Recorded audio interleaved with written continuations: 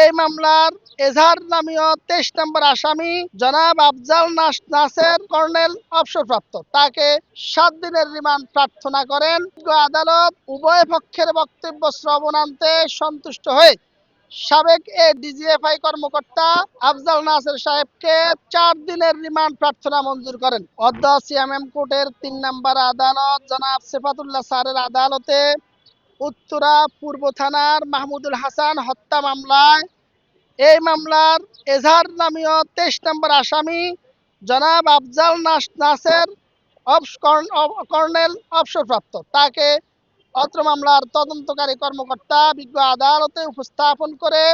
7 দিনের রিমান্ড প্রার্থনা করেন। বিজ্ঞ আদালত উভয় পক্ষের বক্তব্য শ্রবণান্তে সন্তুষ্ট হয়ে সাবেক ডিজিএফআই কর্মকর্তা আফজাল নাসের সাহেবকে 4 দিনের রিমান্ড প্রার্থনা মঞ্জুর করেন। এই আসামির রিমান্ড প্রার্থনায় আমরা বিজ্ঞ আদালতকে বলেছি যে মাননীয় আদালত এই আসামির বাড়ি নোয়াখালী এবং সাবেক সেনাপ্রধান মঈনুল আহমেদের খুব কাছের লোক হওয়ার কারণে তাকে দিয়ে বিএনপি দলকে নিঃশেষ করার জন্য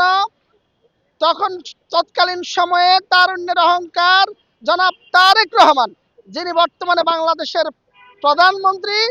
তাকে অত্যন্ত নির্দয়ভাবে নির্যাতন করে তার কোমরের হাড় ভেঙে তাকে দেশ থেকে বের করে দিয়েছে। এই ঘটনার সাথে এই ব্যক্তির সম্পৃক্ততা আছে এবং তারা শেখ হাসিনাকে আমৃত্যু ক্ষমতায় রাখার জন্য,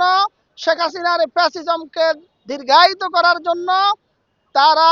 শেখ হাসিনাকে টিকিয়ে রাখার জন্য 36 জুলাই অর্থাৎ 5 আগস্ট 2024 2টা বাজে হাসিনা পালিয়ে যাওয়ার পরও তারা ভেবেছে হাসিনা পালিয়ে যায় নাই, তারা হাসিনার ক্ষমতাকে দীর্ঘায়িত করার জন্য সেদিন আজকের এই ভিকটিম, তিনি বৈষম্য বিরোধী একজন আন্দোলনকারী, বৈষম্য বিরোধী জুলাই যোদ্ধা, তাকে নির্দয়ভাবে গুলি করে হত্যা করেছে। তিনি গুলিবিদ্ধ হলে তাকে কুয়েত পৈতৃক হসপিটালে নিয়ে যাওয়া হলে সেখানকার কর্তব্যরত ডাক্তার এই আজকের ভিকটিম মাহমুদুল হাসানকে মৃত ঘোষণা করে। এই মামলার এজাহার নামী অন্যান্য আসামিদেরকে গ্রেপ্তার, তাদের ঠিকানা ফাইন্ড আউট করা এবং এই মামলার মূল রহস্য উদ্ঘাটন করার জন্য ন্যায় বিচারের স্বার্থে আমরা বিজ্ঞ আদালতের সর্বোচ্চ 7 দিনের রিমান্ড প্রার্থনা করলে বিজ্ঞ আদালত সন্তুষ্ট হয়ে এই আসামিকে 4 দিনের রিমান্ড প্রার্থনা মঞ্জুর করেন।